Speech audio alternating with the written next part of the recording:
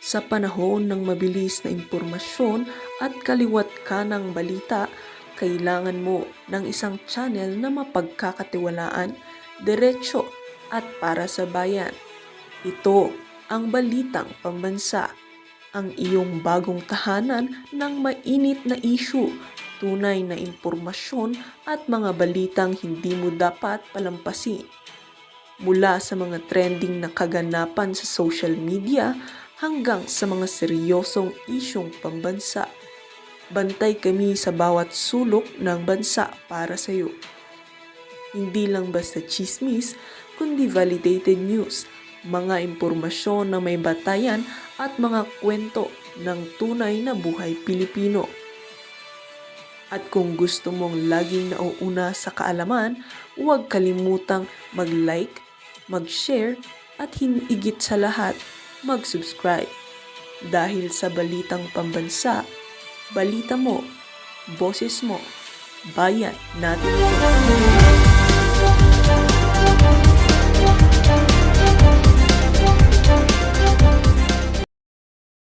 Ito yung bagong latest pa na video ni Zaldico. Ang SOP collections sa Bureau of Customs na umabot sa 11 billion pesos. May 9 billion pesos collection mula sa sugar. Nako. Ang kita mula sa importasyon ng sibuyas na hawak naman ni Martin Araneta. Tinawagan daw siya ni First Lady Lisa Marcos. Naku po, patay tayo at dyan. ipinapatigil ang investigasyon. Aba, anong posisyon yan? Nagtataka lang ako. Ano kayong posisyon ni First Lady at tumatawag siya sa mga sekretary at sa mga congressman? Ano kayong posisyon niya? Kakaiba, no? Sa First Lady Lisa Marcos mismo ang may hawak sa mga rice importers. Dahil pala sa dami ng SOP at remittance na ipinapasa sa bawat transaksyon. Ang pinakamakapangyarihang pamilyas pa mismo ang sangkot sa ganitong sistema.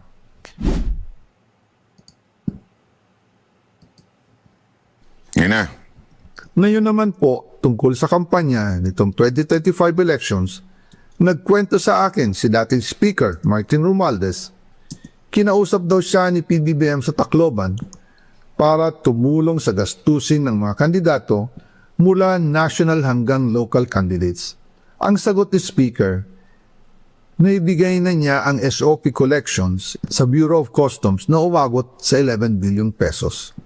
Dagdag pa dyan, may 9 billion pesos collection mula sa sugar na ayon mismo sa kanya ay pinaghahatian lang ng 5 kumpanya para makontrol nila ang presyo ng asukal sa merkado. Ito ha, ladies and gentlemen merong bagong akusasyon si Zaldico. Paano tayo magiging critical doon sa kanyang akusasyon? Diba? Wag ho natin kagad paniniwalaan kasi syempre hindi natin alam ang motibo niya. Pero gayon pa man, kung titingnan mo yung circumstantial evidence such as bakit nga naman tayo nag-i-import ng sobrang daming asukal? Ayun sinasabi niya bakit tayo nag-i-import ng mga bigas? Yan yung isang bagay na simula pa lang nung administrasyon ni Marcos ay naging problema na. At non-stop na. Diba? Non-stop na po yung importation kahit anong gawin pa.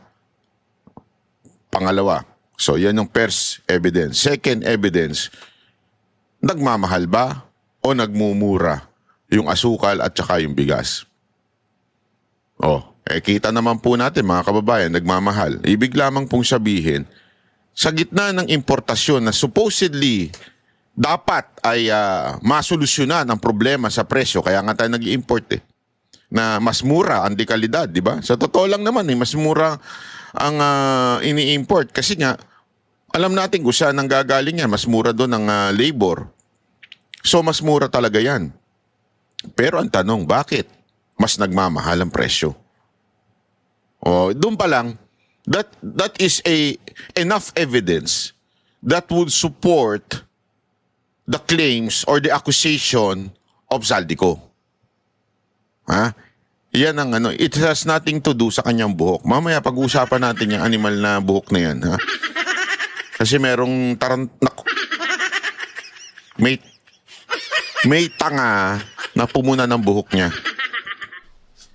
At iba pa ang kita mula sa importasyon ng sibuyas na hawak naman Ipasa pa yan, di ba, sibuyas. Tandaan ninyo, nagmahal din ang presyo niyan. Kaya nga sabi ko nga sa inyo, huwag tayo maniwala kagad sa sinasabi ni Saldico, ngunit datapat subalit. Tingnan natin yung mga sirkumstansya na napapaloob ng kanyang sinasabi. Sa madaling salita po, let us not look at the political reasons.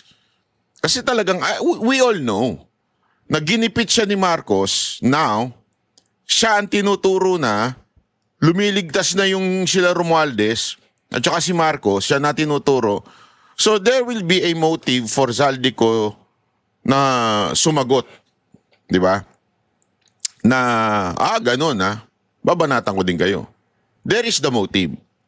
But the question is, yung bang motibo niya, pwede mo bang sabihin na ibig sabihin nun ay kasinungalingan na sinasabi niya? Hindi. Huwag agad tayo magsasabi na sinungaling yung sinasabi nito. Hindi, tignan natin. Hindi katulad ni yung sinasabi ni Sandro Marcos na para bagang sinasabi niya, eto si Saldico, ano lang yan DDS na yan. Yan yung mga tangang komento. Nakakala niya, lahat na sinasabi ni Saldico pinaniniwalaan natin. That's not true. As a matter of fact, kaya nga natin dinidiscuss dito yung mga video niya para talaga busisiin. Ano ba talaga nangyari? Totoo ba yung mga akusasyon mo? Anong ebidensya doon? Anong mga nagpapatunay sa mga sinabi niya? Yun ang ginagawa natin, mga kababayan. Kasi nga, hindi tayo agad-agad naniniwala. ni Martin Araneta, kapatid ni First Lady Lisa Araneta Marcos.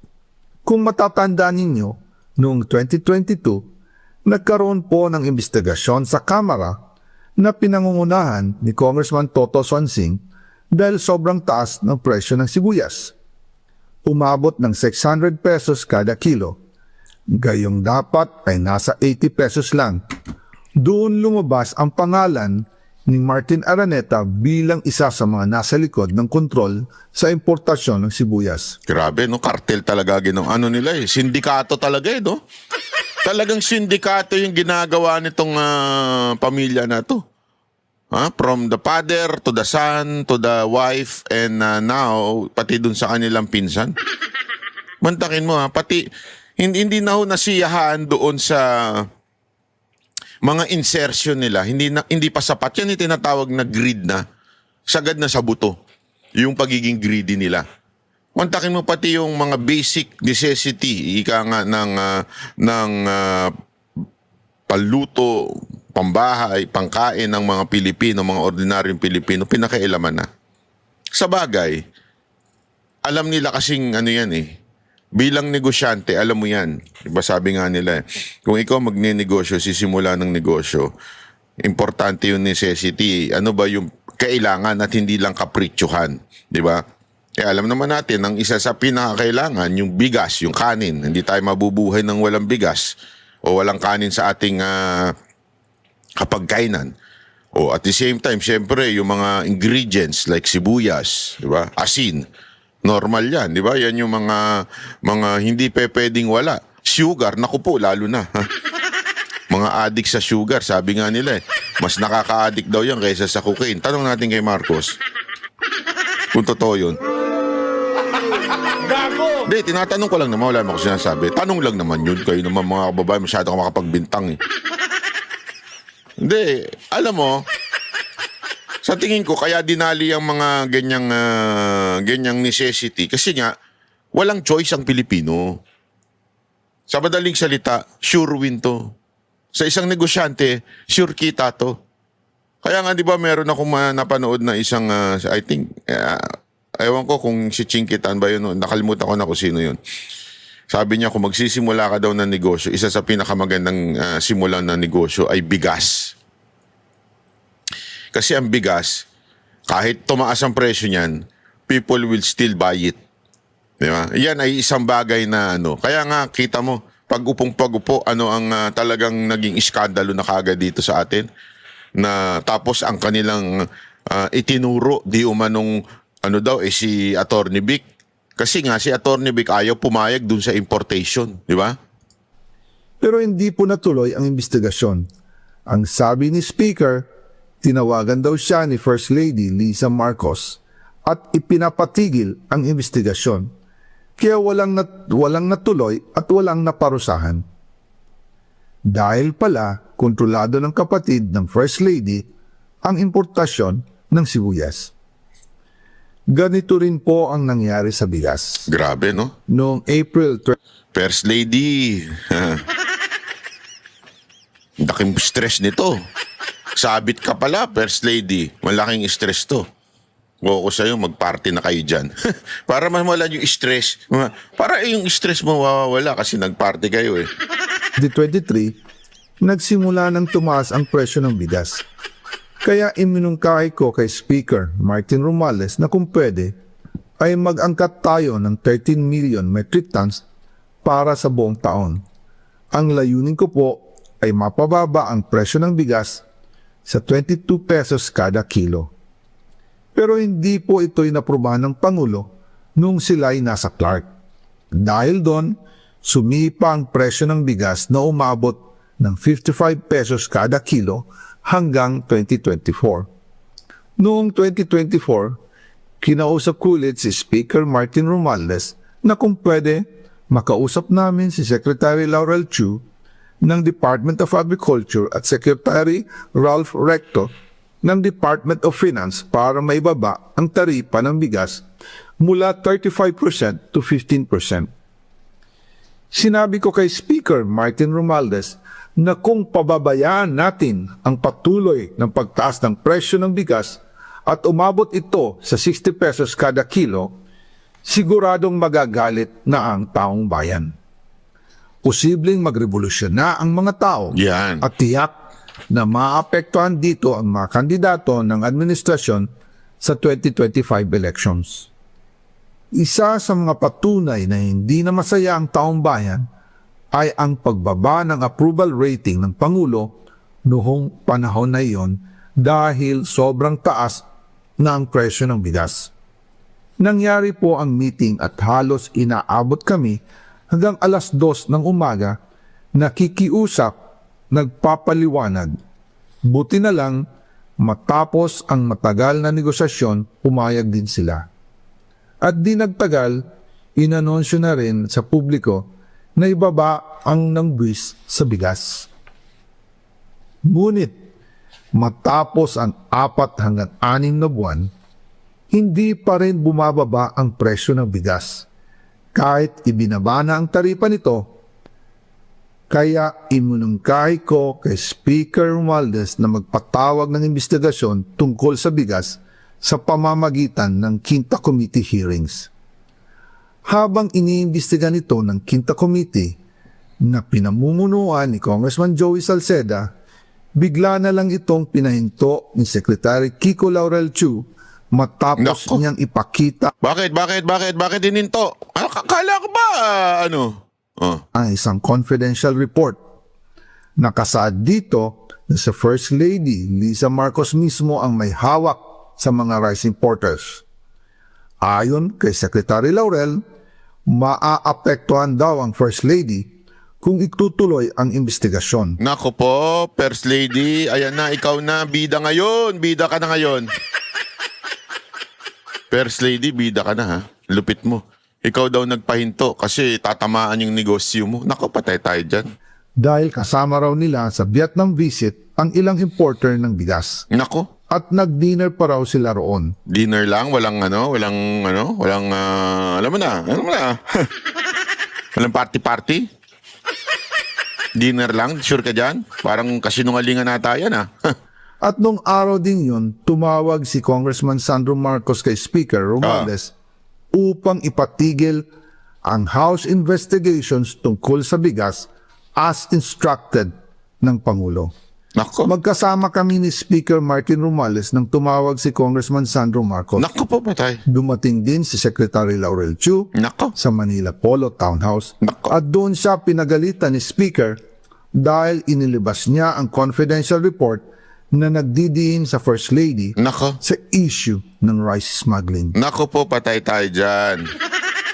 Napagalitan tuloy si ano pa naman yung itsura nung parang medyo ano, 'di ba? Yung hindi siya ganun palaban na katulad ni nila Romualdez. Tapos pinagalitan nyo kagad. Grabe naman kayo. Sama ng mga ugali ninyo talaga. Ginagawa lang naman daw niya yung trabaho niya. Humihingi ng paumanhin si Secretary Laurel Chu at sinabi niyang, pasensya na, masyado akong naive. Doon namin naintindihan kung bakit. Kahit ibinaba na ang import tax ng bigas mula 35% to 15%, ay hindi pa rin bumababa ang presyo sa merkado dahil pala sa dami ng SOP at remittance na ipinapasa sa bawat transaksyon. Yun. Alam nyo na ibig sabihin ng SOP remittance. Ibig sabihin yung mga kumakatkong along the way. Di ba? Kaya daw hindi bumababa. Hindi, kasi tama naman eh. That's the real issue here. I mean, can we believe that na talagang kagagawa nila ang pagtaas ng presyo? Kita nyo naman eh. Importation pa lang eh. Talamak na. Kaliwat kanan ng importation. Kung kaliwat kanan ng importation at ang dahilan para nag-i-import ay para bumaba ang presyo, bakit tumataas? O, kasi nga, binababa nila yung source, yung pinagkukuhanan ng mga supply, tapos ipapasa nila na mahal sa merkado o sa market. O para malaki tubo. Pag malaki tubo, malaki kita ng mga nasa middleman. Sino ba yung tinutukoy niya dito? Di ba? Ang tinutukoy niya dito, si Romualdez at saka si First Lady. Naku po, patay tayo dyan.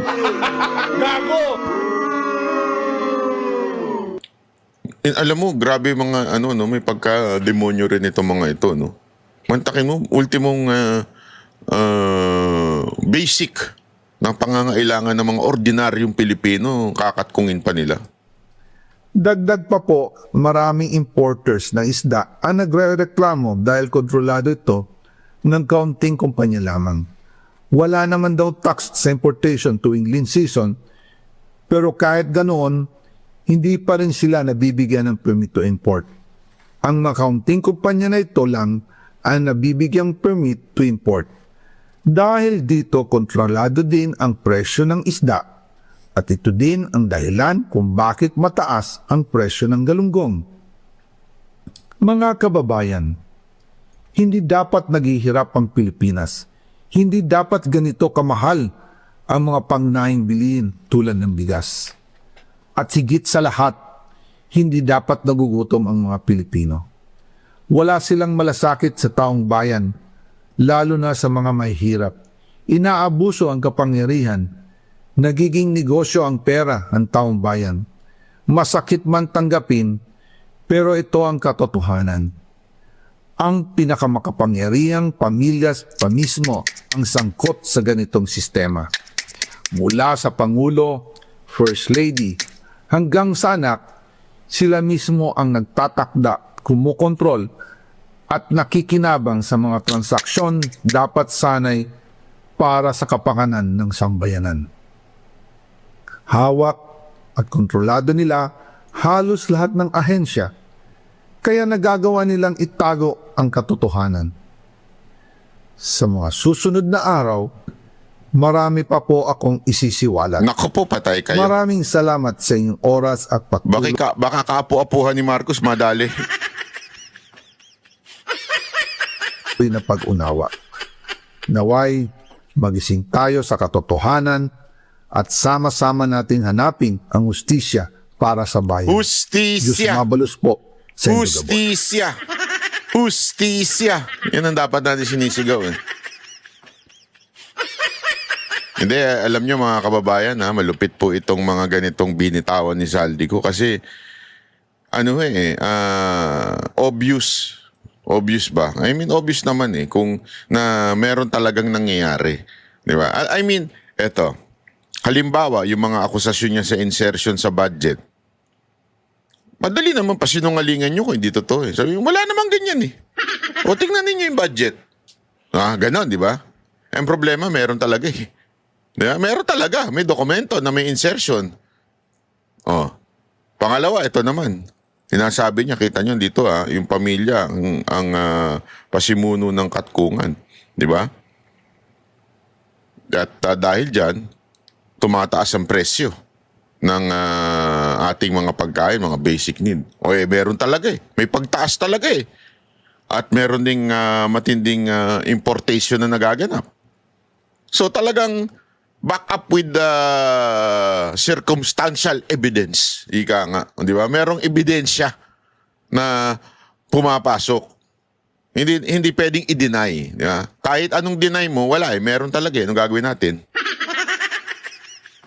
Yun ang problema. So ito na nga. Ang ano nito, sumagot ang presidente. Akala naman niya may naniniwala sa kanya. Hindi, sige. Pakinggan na rin natin yung sagot ng presidente. Alam mo dito, etong pagsagot ni BBM, ito po ay sinyalis na natataranta na si Marcos. Natataranta na siya. Kasi yung mga ginagawa niyang pagre-report sa taong bayan, kasi nagagalit ng taong bayan eh. May mga, kanina nga meron tayo papakitang balita mamaya, may mga military na rin na iba pa aside from dun sa unang nagre-reklamo ng mga retired military, meron pa isa na namang military na retired na grupo na nagre-reklamo pa rin.